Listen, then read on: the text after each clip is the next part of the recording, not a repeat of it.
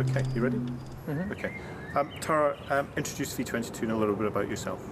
V22 is an art organisation which specialises in the collection of contemporary art, exhibitions and events which inform the collection and our knowledge of what's happening in the art world, artist studios in various properties around North and South East London, and the beginnings of a future education and community engagement programme.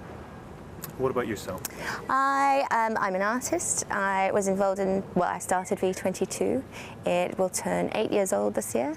And it's about making, I think, a better kind of art institution that supports artists, but also supports aspiring collectors, allows kind of people from more diverse backgrounds to become collectors as well. And why did you list on the ISDX? The stock market is a great thing, potentially. It means that everybody can own a part of something, and for a shared ownership collection, that was really key. We buy art for a mixture of cash and shares, and so the artists become shareholders. But we didn't want to have to tie them in forever. And it really is a way in which everybody can own a little piece of it. And the ISDX is brilliant because it's for smaller cap companies, it's sort of far more affordable. It's a way to be on the stock market without being massive. And tell me a little bit more from the art side of things of your collection.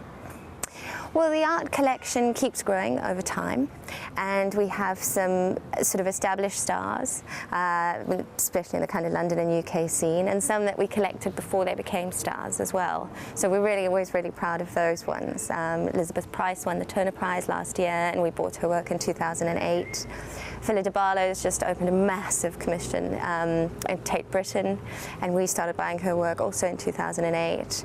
And then there's the younger artists who come in through our Young London series of exhibitions, and we really love kind of watching them go on and grow and and develop as artists, and have some really, I think, important and exciting works in the collection as it's grown over time.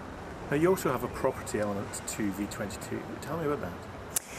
The property element started because of the need for artist studios, especially in London. There's a massive property boom happening at the moment, and artists are being pushed further and further out of the city.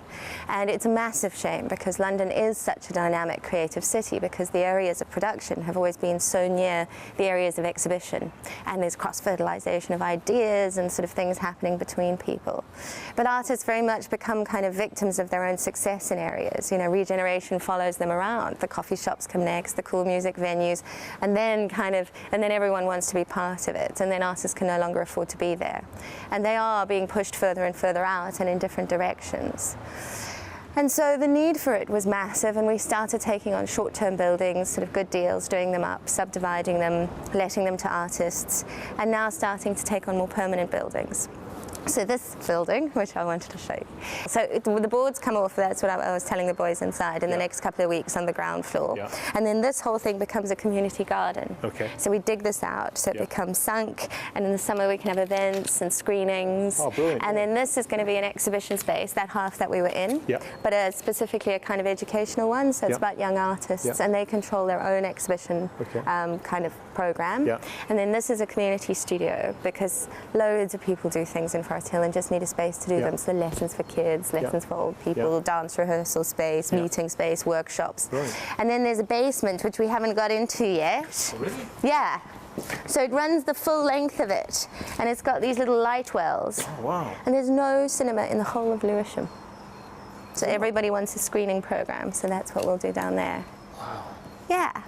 It's going to be nice, isn't it? And then the front garden is going to be, it's going to be an artwork. So an artist is designing the garden, is commissioned to do it. That's quite cool. Yeah.